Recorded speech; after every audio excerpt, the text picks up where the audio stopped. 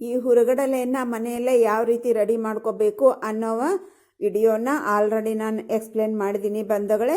ಅದು ನೋಡ್ಕೊಂಡ್ಬಿಟ್ಟು ಹುರುಗಡಲೆಯನ್ನು ರೆಡಿ ಮಾಡ್ಕೊಳ್ಳಿ.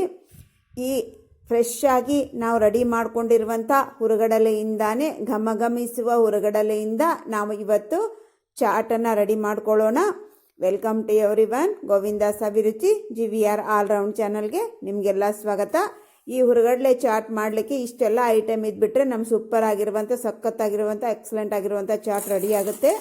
ಬನ್ನಿ ಬಂಧುಗಳೇ, ಒಂದು ಮಿಕ್ಸಿಂಗ್ ಬೌಲ್ ತೊಗೊಂಡು ಅದರಲ್ಲಿ 1 ಕಪ್ ಹುರುಗಡಲೆ, 1 ಕಪ್ ಚಿಕ್ಕಗೆ ಕಟ್ ಮಾಡ್ಕೊಂಡಿರುವಂಥ ಆನಿಯನ್, ಹಾಗೆ ಒಂದು ಅರ್ಧ ಕಪ್ ಫ್ರೈ ಮಾಡ್ಕೊಂಡಿರುವಂಥ ಶೇಂಗಾ, 1 ಬೌಲ್ ಖಾರ ಅಂದರೆ ಸೇವು, ಅರ್ಧ ಬೌಲ್ ಮಸಾಲ ಮಂಡಾಳು ಚುಮ್ಮರಿ, 2 ಚಿಕ್ಕ ಕಟ್ ಮಾಡ್ಕೊಂಡಿರುವಂಥ ಹಸಿಮೆಣಸಿನಕಾಯಿ, ಸ್ವಲ್ಪ ಕರಿಬೇವು, 2 ರಿಂದ 3 ಬೆಳ್ಳುಳ್ಳಿ ಫ್ರೈ ಮಾಡ್ಕೊಂಡಿರೋದು, ಇದು ಸ್ವಲ್ಪ ಜೀರಿಗೆ, ಹಾಗೆ ಜಿಂಜರ್ ಗಾರ್ಲಿಕ್ಕನ್ನು ಪೇಸ್ಟ್ ಮಾಡಿಕೊಂಡು ಅದನ್ನು ಫ್ರೈ ಮಾಡ್ಕೊಂಡಿರೋದು, ಹಾಗೆ ಸ್ವಲ್ಪ ಉಪ್ಪು, ಹಾಗೆ ಸ್ವಲ್ಪ red chilli powder, dry mango powder 2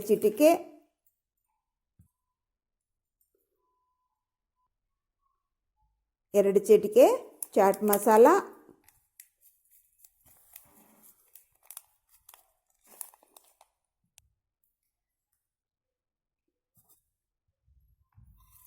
ಒಂದು ಕಪ್ ಕೊತ್ತಂಬರಿ ಸೊಪ್ಪು, ಹಾಗೆ ಅರ್ಧ ಹೋಳು ಲಿಂಬಿನ ಹಣ್ಣಿನ ರಸವನ್ನು ಹಿಂಡಿಬಿಟ್ಟು ನಾವು ಮಿಕ್ಸ್ ಮಾಡಿಬಿಟ್ರೆ ನಮ್ಮ ಸೂಪರ್ ಆಗಿರುವಂಥ ನಾಲ್ಗೆಗೆ ರುಚಿ ಕೊಡುವಂಥ ಟೀ ಟೈಮ್ ಸ್ನ್ಯಾಕ್ಸ್, ಹಾಗೆ ನಮಗೆ ನಡಮಧ್ಯೆ ಯಾವಾಗಾದರೂ ತಿನ್ನಬೇಕು ಅನಿಸಿದರೆ ಆ ಹುರುಗಡಲೆ ನೋಡಿದ ತಕ್ಷಣ ನಮಗೆ ತಿನ್ನಬೇಕು ಅನಿಸುತ್ತೆ ಬಂಧುಗಳೇ.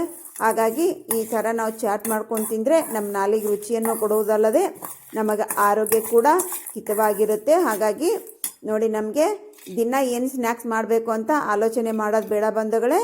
ನೋಡಿ, ಇದನ್ನು ನೋಡ್ಕೊಂಡ್ಬಿಟ್ಟು ಹುರುಗಡಲೆ ಚಾಟನ್ನು ಮಾಡಿ ನೀವು ಇವಾಗ ರೆಡಿ ಆಯಿತು, ನಾವು ಸರ್ವ್ ಮಾಡ್ತಾ ಇದ್ದೀವಿ. ನೋಡಿ ಬಂಧುಗಳೇ, ನಿಮಗೆ ಈ ಚಾಟ್ ರೆಸಿಪಿ ಇಷ್ಟ ಆಯಿತು, ನನ್ನ ಚಾನಲ್ನ ಸ್ವಲ್ಪ ಆದರೂ ನಿಮ್ಮ ಪ್ರಯೋಜನ ಇದೆ ಅನ್ನೋದಾದರೆ ಸಬ್ಸ್ಕ್ರೈಬ್ ಮಾಡ್ಕೊಳ್ಳಿ, ಒಂದು ಲೈಕ್ ಕೊಡಿ, ಇಷ್ಟ ಆದರೆ ಬಂಧು ಸರ್ಕಲ್ಗೆ ಶೇರ್ ಮಾಡಿ.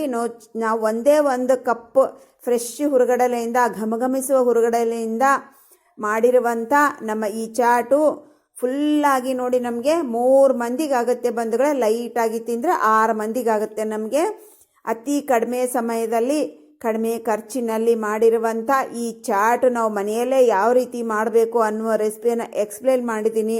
ನಿಮಗೆ ಇಷ್ಟ ಆಗುತ್ತೆ ಅನ್ಕೋತಾ ಇದ್ದೀನಿ. ಇಷ್ಟ ಆದರೆ ಒಂದು ಲೈಕ್ ಕೊಡಿ.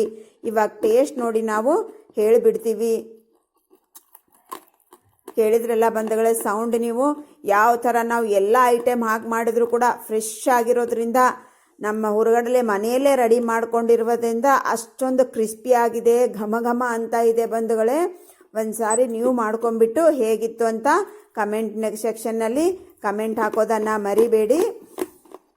ನೋಡಿದ್ರಲ್ವಾ ರೆಸಿಪಿ ಹೇಗೆ ಅನ್ನಿಸ್ತು, ಇಷ್ಟ ಆಯ್ತಲ್ವಾ? ಇವತ್ತಿನ ರೆಸಿಪಿ ಇಲ್ಲಿ ಮುಗಿಸೋಣ, ಇನ್ನೊಂದು ರೆಸಿಪಿಯಲ್ಲಿ ಸಿಗೋಣ. Thanks for watching, bye.